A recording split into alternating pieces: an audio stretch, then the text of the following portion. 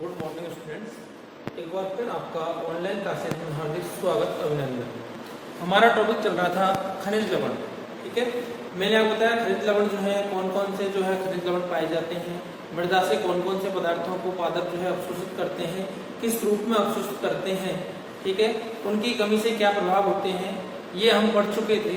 Next topic है हमारा कि ऑब्जर्वेशन ऑफ आयन्स। आयन अवशोषण क्या है, आयनों का अवशोषण क्या है, आयनों का अवशोषण। आयनों का अवशोषण जो है पादप कैसे करते हैं। ठीक है, तो देखिए जितने भी तत्व हैं आवश्यक या अनावश्यक तत्व जो भी हैं उन सभी का खनिज लवण के रूप में उपस्थित होते हैं, खनिज के रूप में उपस्थित होते हैं। पौधे जो है इन खनिज लवणों का जो अवशोषण है वो आयनों के रूप में करते हैं। मैंने आपको पहले ही बताया था, मैंने बताया था आपको जैसे कि नाइट्रोजन का अवशोषण जो है वो NH3 NO2 माइनस, ठीक है, Cu का Cu प्लस। इस प्रकार से जो है पादप जो है सभी पदार्थों का जो है अवशोषण जो है वो किस में करते हैं, आयनों के रूप में करते हैं। ठीक है, और आयनों के रूप में मृदा में खनिज तत्व तीन भागों तीन प्रकार के रूप में पाए जाते हैं। कौन कौन से, एक तो घुलित अवस्था में, एक अधिशोषित अवस्था में और एक योग के रूप में। मृदा में आयन जो है तीन रूपों में पाए जाते हैं। मृदा में आयन तीन रूपों में पाए जाते हैं। कौन कौन से, एक तो घुलित अवस्था, घुलित अवस्था, एक अधिशोषित, घुलित अवस्था, एक अधिशोषित अवस्था, और तीसरा है आपका यौगिक के रूप में। तीसरा आपका यौगिक के रूप में। ठीक है, इस प्रकार से जो है तीन अवस्थाओं में जो है वो आपके आयन जो है या खनिज तत्व जो है, खनिज तत्व जो है, खनिज तत्व कह सकते हैं इन्हें, खनिज तत्व, खनिज तत्व जो तीन रूपों में पाए जाते हैं, घुलित अवस्था में, अवशोषित अवस्था में और यौगिक रूप में। तीन प्रकार से जो है आपको खनिज तत्व पाए जाते हैं तीन रूपों में, घुलित अवस्था, अधिशोषित अवस्था और आपकी कौन सी, यौगिक अवस्था। ये क्या कहते हैं, घुलित घुलनशील पोषक तत्व मृदा में जल के सहयोग से क्या होता है, मृदा में घुल जाते हैं, अर्थात मृदा विलयन का निर्माण करते हैं। क्या करते हैं, मृदा विलयन। मृदा विलयन क्या होता है, मृदा विलयन है जो खनिज तत्वों से मिलकर बना होता है। खनिज तत्व तथा जल इनसे मिलकर क्या बनता है आपका, मृदा विलयन बनता है। ठीक है, और मृदा विलयन जो है अधिकांश पौधे जो हैं वो खनिज लवणों का अवशोषण मृदा विलयन तथा अधिशोषित आयनों के रूप में करते हैं। ठीक है, और अधिशोषित आयन जो होते हैं दो प्रकार से होते हैं, एक तो होते हैं आपके धनायन के रूप में, धनायन के रूप में, और दूसरे होते हैं आपके ऋणायन के रूप में। एक तो क्या होते हैं आपके धनायन और दूसरे क्या होते हैं आपके ऋणायन। ठीक है, तो विभिन्न जो आयन होते हैं जैसे KMgCa,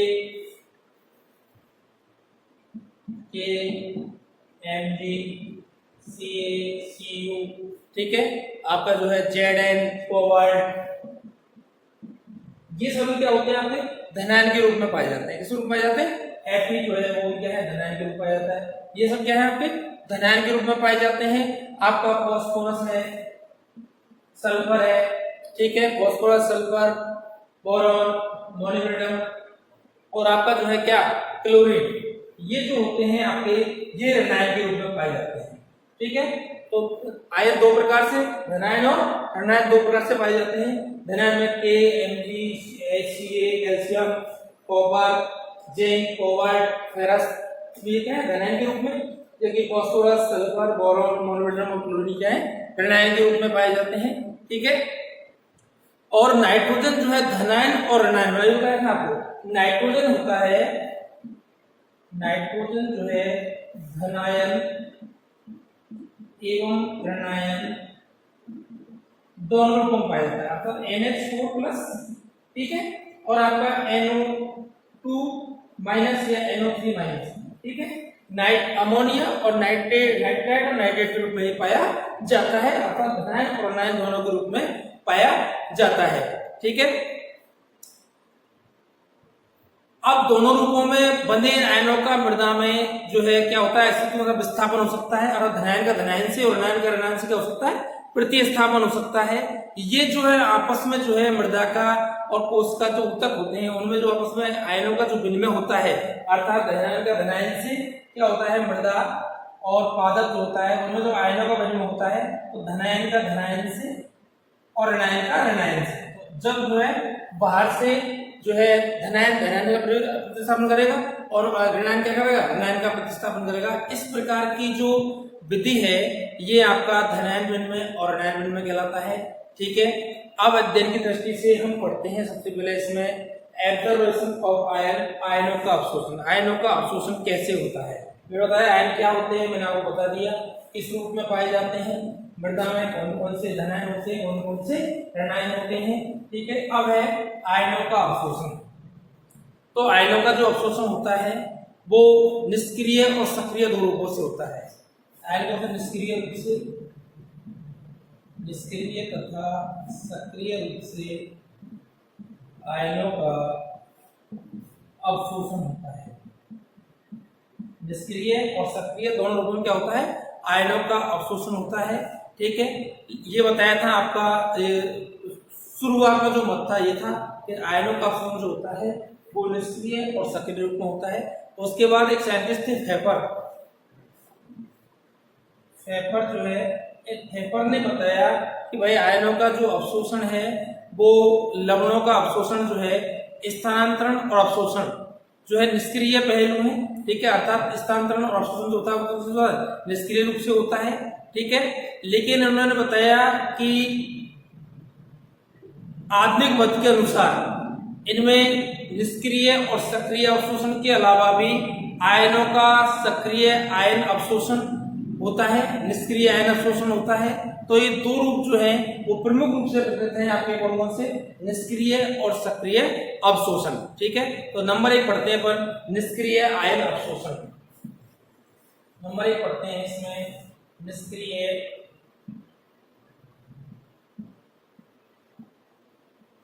आयन अवशोषण। अर्थात इसमें क्या नहीं होती, ऊर्जा की आवश्यकता नहीं होती। क्या नहीं होती, इसमें ऊर्जा की आवश्यकता नहीं होती।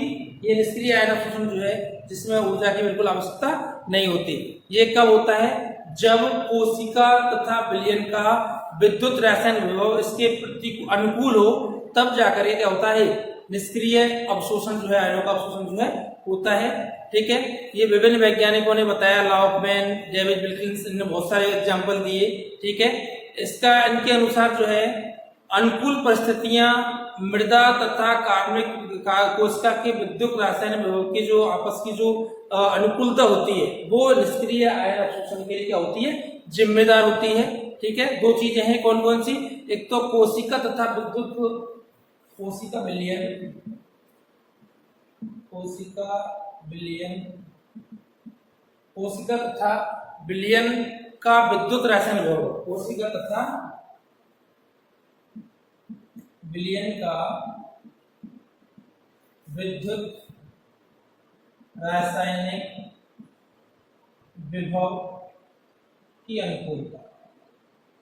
इसके लिए निष्क्रिय आयन अवशोषण के लिए जो है ये महत्वपूर्ण होती है। ठीक है, पादपों में निष्क्रिय आयन अवशोषण की 3 विधियों का अवलोकन किया गया।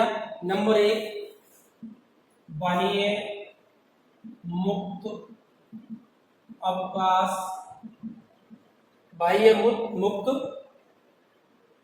अवकाश। ठीक है, दूसरा है इसमें आयन विनिमय, दूसरा है इसमें आयन विनिमय, और तीसरा है डोनल संतुलन, डोनल संतुलन। ये 3 विधियों से जो है निष्क्रिय आयन अवशोषण होता है। ठीक है, तो नंबर 1 पढ़ते हैं बाह्य तथा आभासी मुक्त अवकाश। नंबर 1 पढ़ते हैं इसमें बाह्य तथा आभासी मुक्त अवकाश।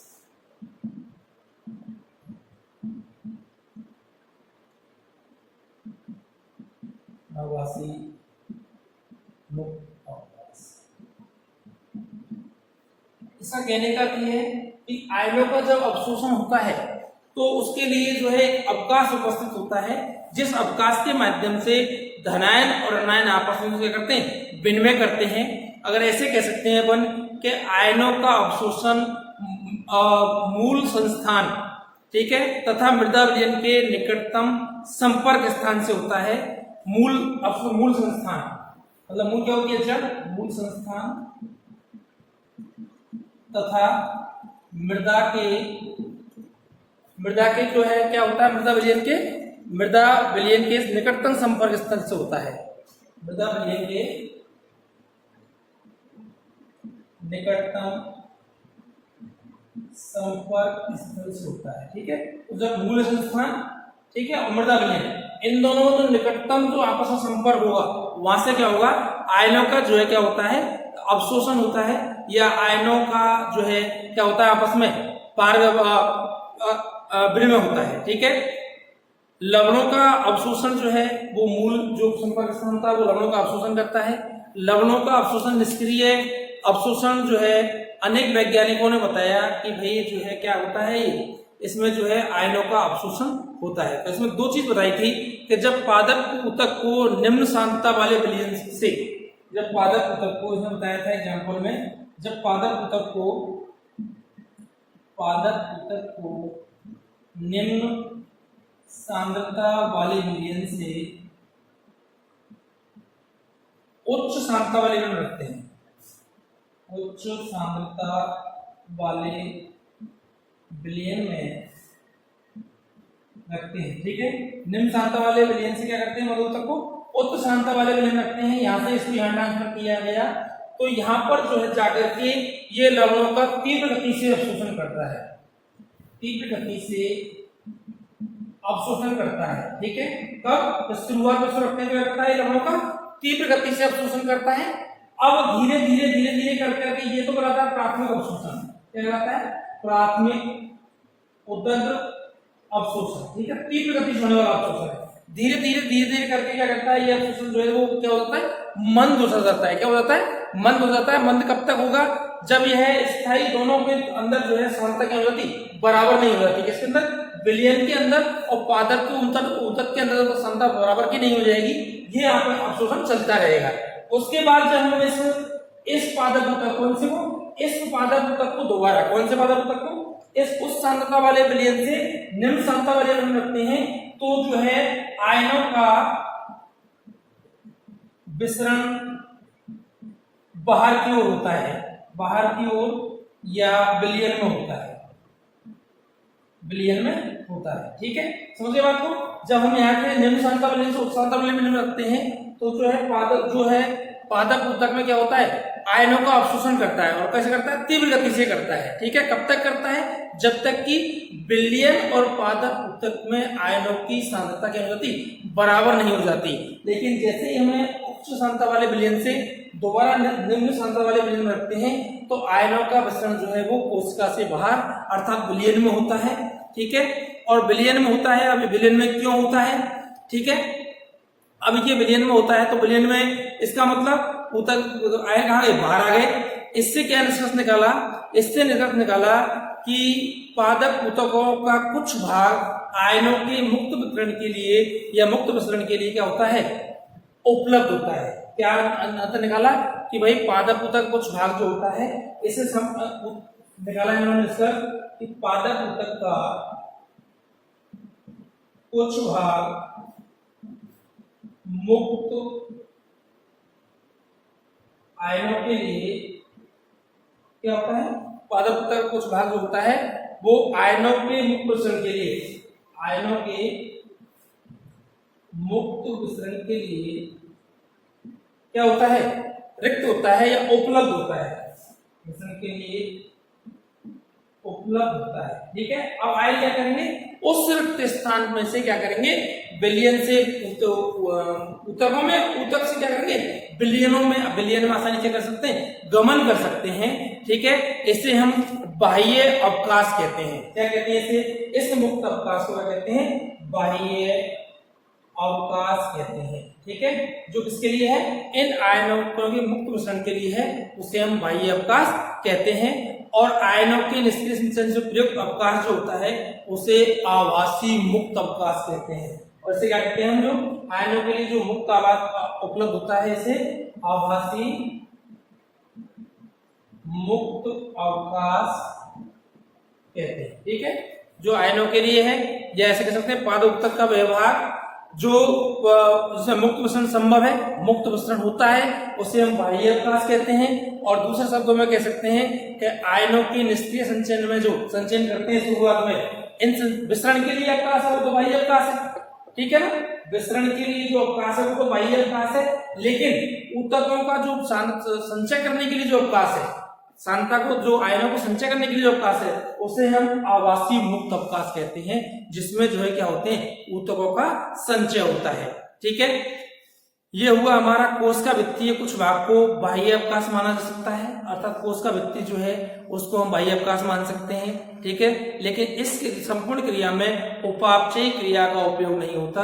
अब चूंकि उपापचयी क्रिया का उपयोग नहीं होता, ये क्या है, निष्क्रिय अवशोषण है, तो कोशिकाओं में सांता प्रवणता के विपरीत जो है आयनों का संचय कैसे हो जाता है, इसका जवाब यह नहीं दे सका।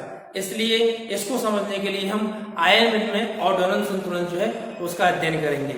ये विधि हुई आपकी कौन सी विधि, निष्क्रिय आयन अवशोषण की बाह्य तथा आवासीय मुक्त अवकाश। जो पादपों के लिए या विसरण होने के लिए जो अवकाश होता है उसे बाह्य अवकाश कहते हैं, और जब विलयन से क्या करते हैं उसको, वो आयनों का सांद्रता क्या करता है, अवशोषण करता है, उस अवकाश को आवासीय मुक्त अवकाश कहते हैं। इसमें उपापचयी ऊर्जा का उपयोग नहीं होता, इसलिए क्या है आपका निष्क्रिय आयन अवशोषण। दूसरी विधि है आपकी आयन विनिमय विधि, दूसरी है आयन विनिमय विधि।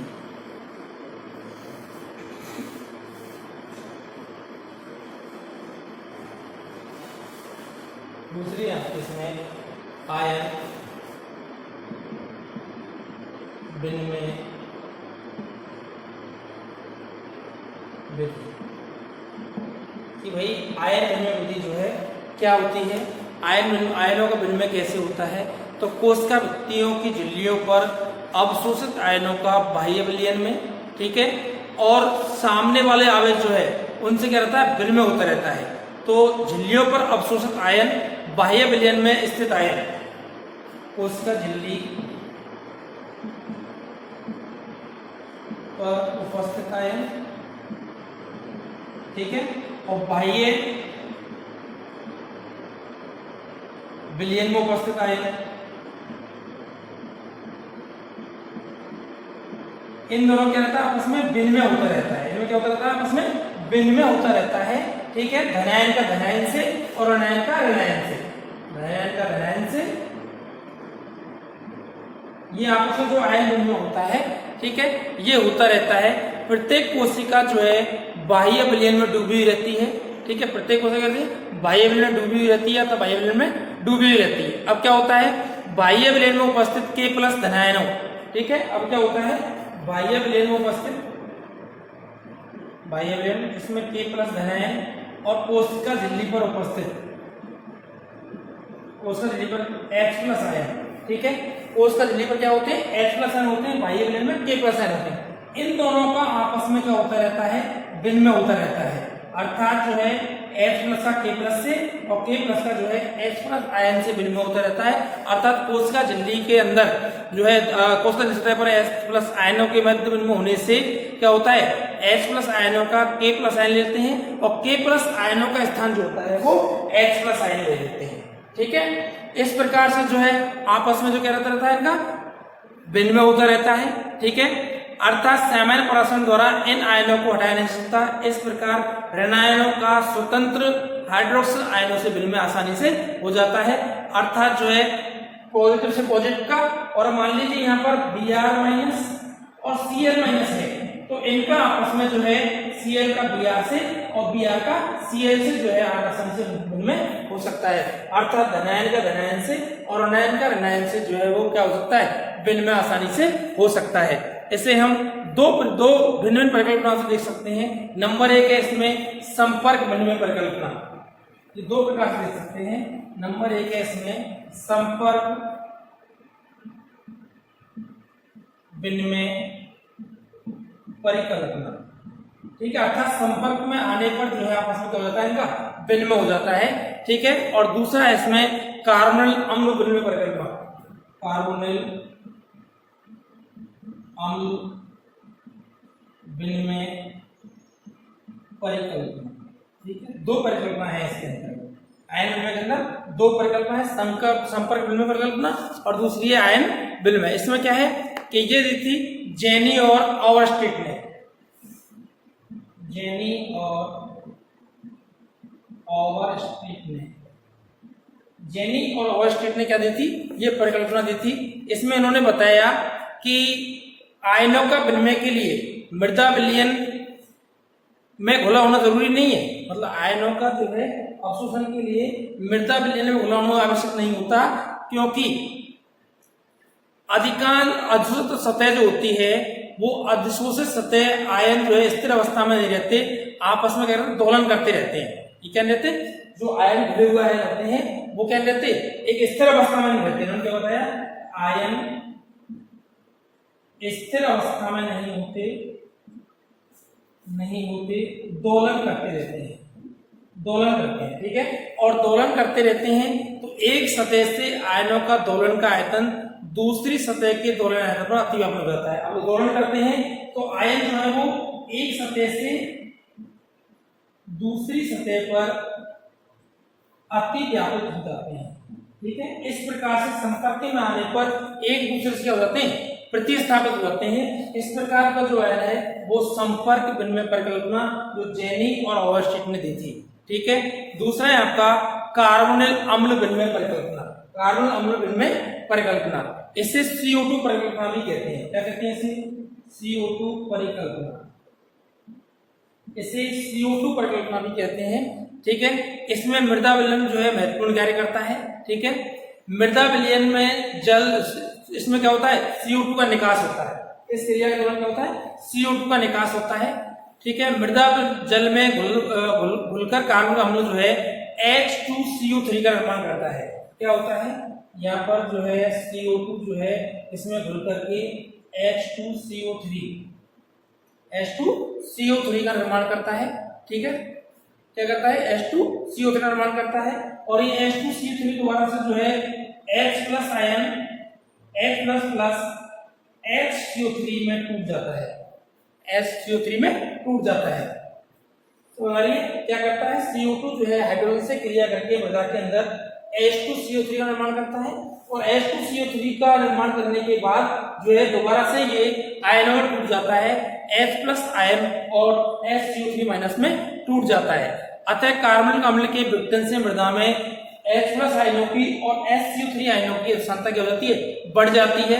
मृदा में H प्लस आयन जो होते हैं वो अधिशोषित अन्य आयन जो होते हैं किस पर, अधिशोषित उस पर, जो अन्य आयन होते हैं इस पर, पादप पर, या ऐसे कैसे कोशिका उस पर धनायनों क्या होता है, यहाँ पर आपस में विनिमय हो जाता है। ठीक है, H प्लस आयनों पर धनायनों की, H प्लस आयनों की अपेक्षा अन्य धनायन जो होते हैं, H प्लस का स्थान अन्य धनायन ले लेते हैं, इस ऐसे क्या करते हैं, अन्य धनायन लेते हैं। ठीक है, और दोबारा से जब ये क्या होता है, धनायन जो है मूल सतह पर दोबारा से जब आते हैं तो दोबारा जो है ये मूल आयन इस पर और H प्लस आयन जो है यहाँ प्रतिस्थापित हो जाते हैं, H प्लस आयन जो है अपनी वो दोबारा पुरानी उसमें आ जाते हैं। ठीक है, इस प्रकार ऋणायन से क्या होता है, ऋणायनों का अन्य ऋणायन से इसका जो है वो अन्य ऋणायन से क्या होता है, विनिमय हो जाता है। ठीक है, समझ में आ रही है। इसमें कार्बन अणु में CO2 पर कितना भी कह सकते हैं, अर्थात CO2 जो है क्या करता है, H2 से क्रिया करके H2CO3 बनाता है, जो आयनों में टूट जाता है, H प्लस का H2 आयन टूट जाता है। यहाँ पर H प्लस आयन जो है अन्य धनायन से प्रतिस्थापित हो जाता है, और दोबारा जो है अन्य धनायन H प्लस आयन से प्रतिस्थापित हो जाता है, अर्थात मूल स्थान पर आ जाता है। इसी प्रकार ऋणायन का जो है अन्य ऋणायन से प्रतिस्थापन हो जाता है। इस प्रकार का जो विनिमय है उसे हम आयन विनिमय विधि कहते हैं। ठीक है, इसको भी समझाया गया, लेकिन पूर्ण व्याख्या ये भी नहीं कर सका, इसलिए नेक्स्ट जो आयन है विधि है वो है डोनल संतुलन विधि। इसका हम वर्णन कल करेंगे, तब तक के लिए थैंक यू।